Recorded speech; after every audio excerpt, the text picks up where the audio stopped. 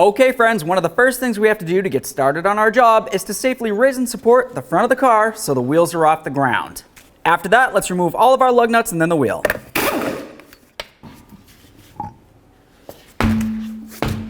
Now that the wheel's off, we have a nice clear view of our lower control arm along this area here. I like to start off with this bolt right here because it's very common for this bolt to be stuck inside the control arm, in which case you'd have to go ahead and replace it. Let's start removing it.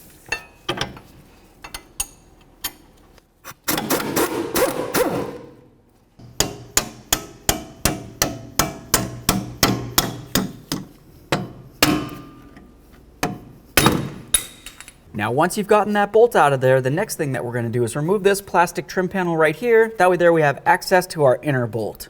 To do that, I'm going to go ahead and remove this push clip by removing the center first. We'll lift that up and out. Then you can remove the outer portion. And then do the same to all the rest. All right, go ahead and take this right out of here. Now the next thing we're going to do is remove the through bolt that comes through this area of the subframe, goes through that control arm bushing, and then into the other side of the subframe.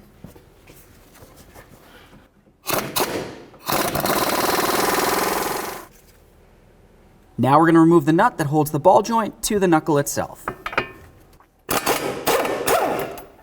At this point, we're going to continue on by pressing the stud up and out of the knuckle. You can use a hammer or whatever you might happen to have.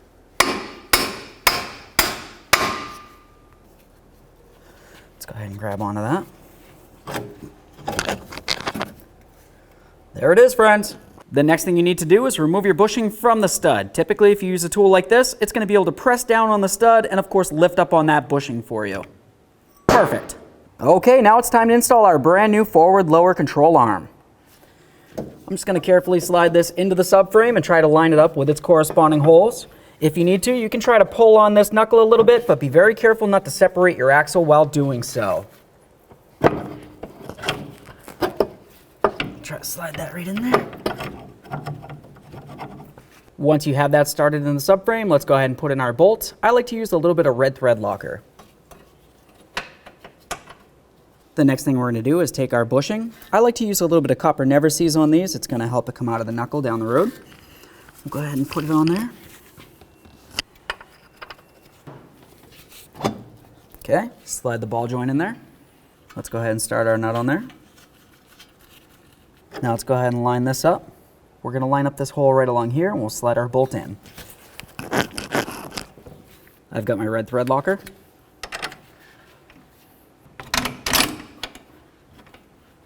Go ahead and start the nut on there. Now let's continue on by snugging up the lower ball joint right here. After we snug it, we can torque it to 148 foot-pounds.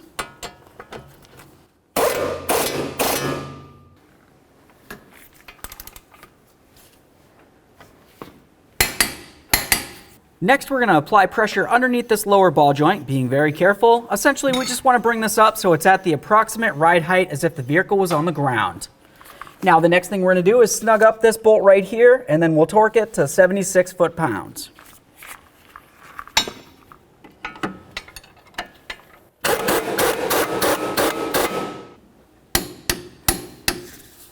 Torqued. Now we're going to snug up this bolt right here, and then of course we'll torque it to 81 foot-pounds.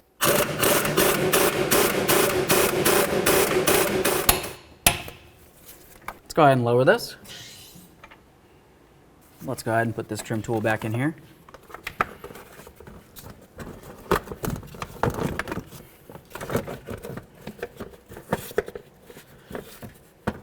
Reinstall all of your push pins.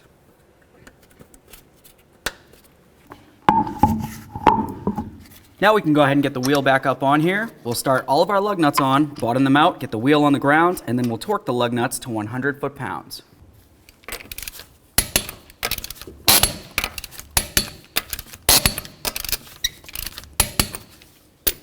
Torqued.